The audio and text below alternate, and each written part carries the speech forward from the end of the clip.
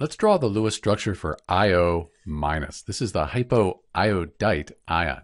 So let's first count up the electrons, the valence electrons. We have 7 because iodine's in group 17, sometimes called 7A. Oxygen group 16, we have 6 of those. And this negative, this means we have an additional valence electron. So we have 7 plus 6 plus 1, 14 total valence electrons for the IO minus Lewis structure. So we have iodine and oxygen, so really we can just put I and then O like this here. And now we'll put a pair of electrons between these. That forms our chemical bond.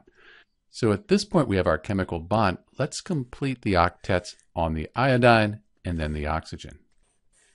So we've used 2, 4, 6, 8, 10, 12, 14. We've used all 14 valence electrons. The oxygen, it has 8, an octet.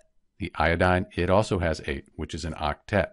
So this is the Lewis structure for IO minus, the hypoiodite ion.